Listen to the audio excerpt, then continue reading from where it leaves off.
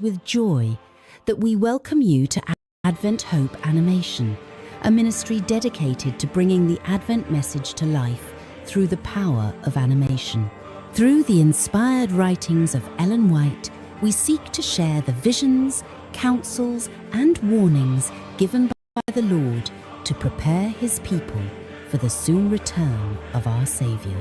Throughout history, God has used various means to proclaim His truth, through the spoken word, the written page, and now through visual storytelling.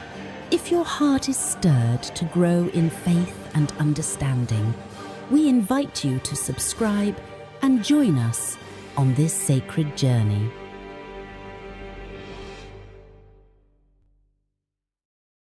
Lucifer in heaven, before his rebellion, was a high and exalted angel, next in honour to God's dear Son. His countenance, like those of the other angels, was mild and expressive of happiness. His forehead was high and broad, showing a powerful intellect. His form was perfect, his bearing noble and majestic. A special light beamed in his countenance, and shone around him brighter and more beautiful than around the other angels. Yet Christ, God's dear Son, had the preeminence over all the angelic host.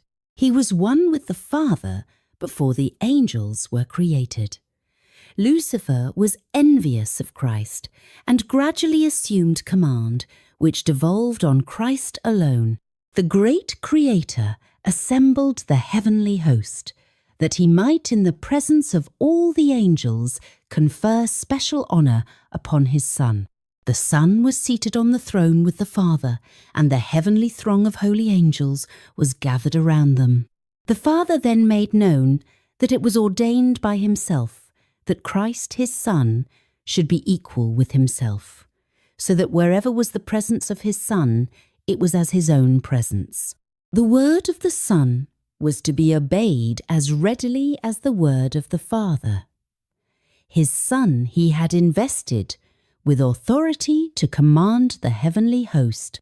Especially was his Son to work in union with himself in the anticipated creation of the earth and every living thing that should exist upon the earth. His Son would carry out his will and his purposes, but would do nothing of himself alone. The Father's will would be fulfilled in him.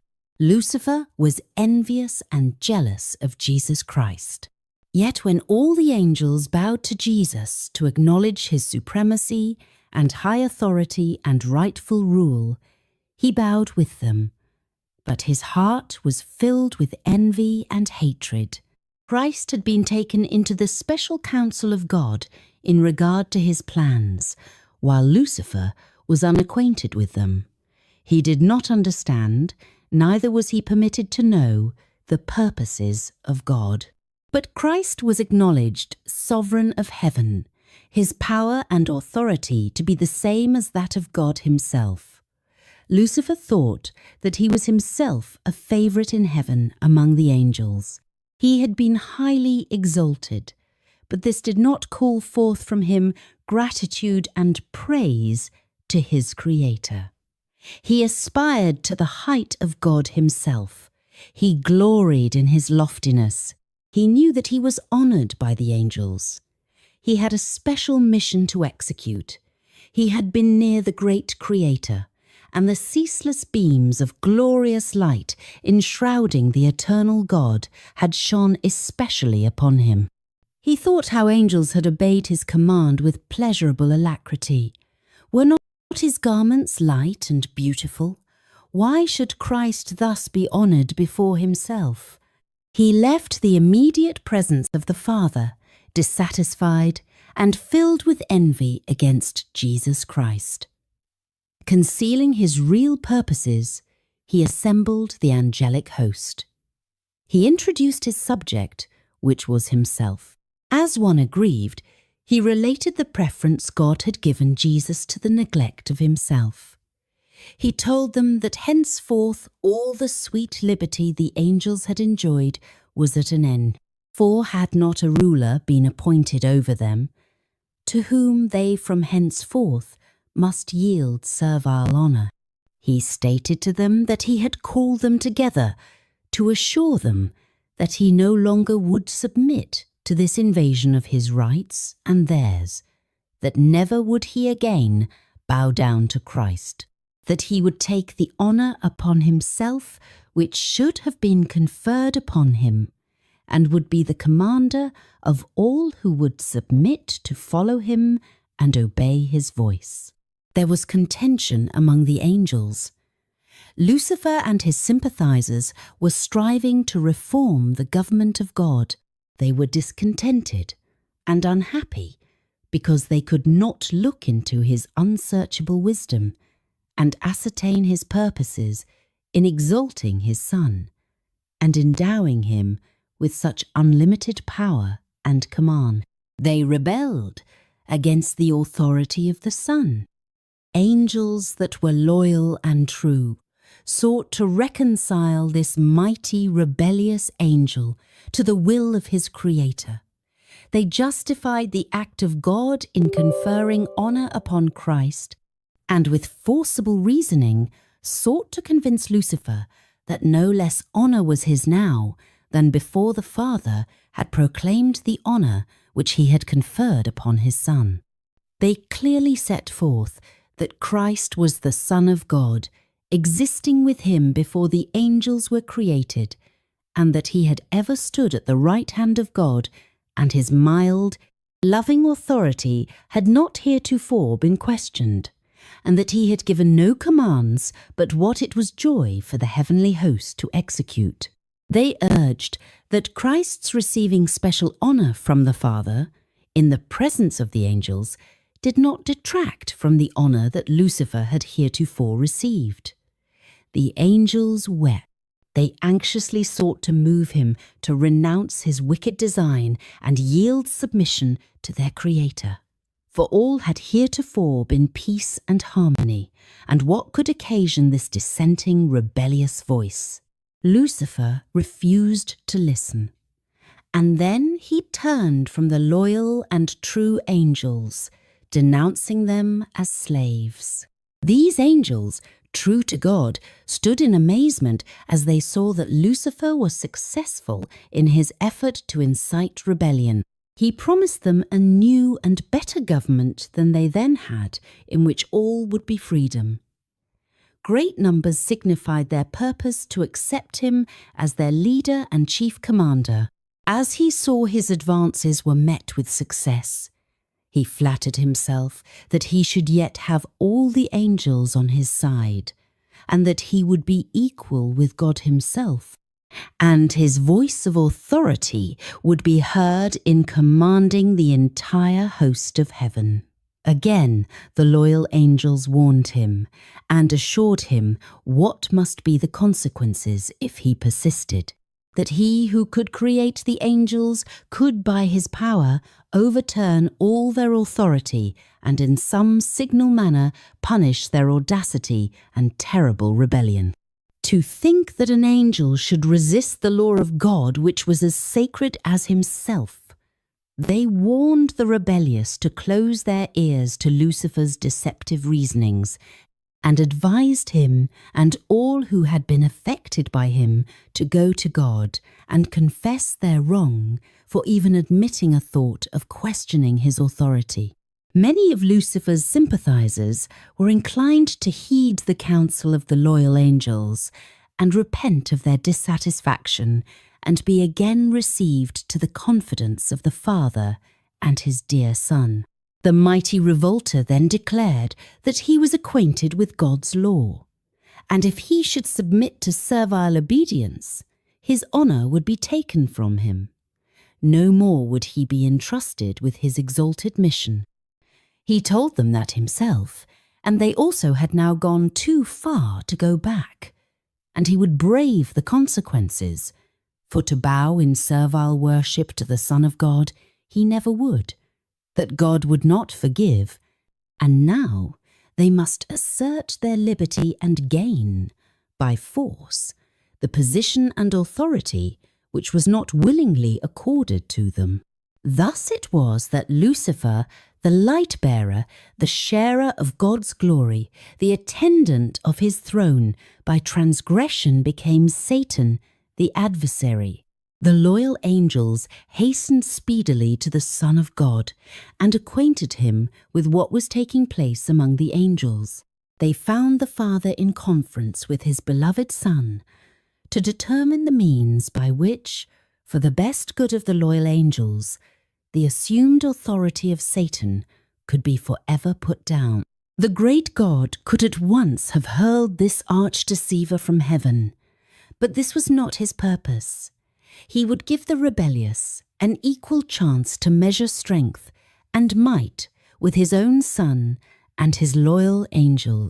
In this battle, every angel would choose his own side and be manifested to all. It would not have been safe to suffer any who united with Satan in his rebellion to continue to occupy heaven. They had learned the lesson of genuine rebellion against the unchangeable law of God, and this is incurable. If God had exercised his power to punish this chief rebel, disaffected angels would not have been manifested. Hence, God took another course, for he would manifest distinctly to all the heavenly host his justice and his judgment. It was the highest crime to rebel against the government of God. All heaven seemed in commotion. The angels were marshalled in companies, each division with a higher commanding angel at its head. Satan was warring against the law of God, because ambitious to exalt himself and unwilling to submit to the authority of God's Son, heaven's great commander. All the heavenly host were summoned to appear before the Father, to have each case determined. Satan unblushingly made known his dissatisfaction that Christ should be preferred before him. He stood up proudly and urged that he should be equal with God and should be taken into conference with the Father and understand his purposes. God informed Satan that to his Son alone he would reveal his secret purposes, and he required all the family in heaven, even Satan, to yield him implicit, unquestioned obedience, but that he, Satan, had proved himself unworthy of a place in heaven. Then Satan exultingly pointed to his sympathizers, comprising nearly 1/2 of all the angels, and exclaimed, "These are with me. Will you expel these also, and make such a void in heaven?" He then declared that he was prepared to resist the authority of Christ and to defend his place in heaven by force of might, strength against strength. Good angels wept to hear the words of Satan and his exulting boasts. God declared that the rebellious should remain in heaven no longer. Their high and happy state had been held upon condition of obedience to the law which God had given to govern the high order of intelligences. But no provision had been made to save those who should venture to transgress his law. Satan grew bold in his rebellion and expressed his contempt of the Creator's law. This Satan could not bear. He claimed that angels needed no law, but should be left free to follow their own will, which would ever guide them right. That law was a restriction of their liberty, and that to abolish law was one great object of his standing as he did. The condition of the angels, he thought, needed improvement. Not so the mind of God, who had made laws and exalted them equal to himself. The happiness of the angelic host consisted in their perfect obedience to law. Each had his special work assigned him, and until Satan rebelled, there had been perfect order and harmonious action in heaven. Then there was war in heaven. The Son of God, the Prince of Heaven and his loyal angels engaged in conflict with the arch-rebel and those who united with him. The Son of God and true loyal angels prevailed, and Satan and his sympathizers were expelled from heaven.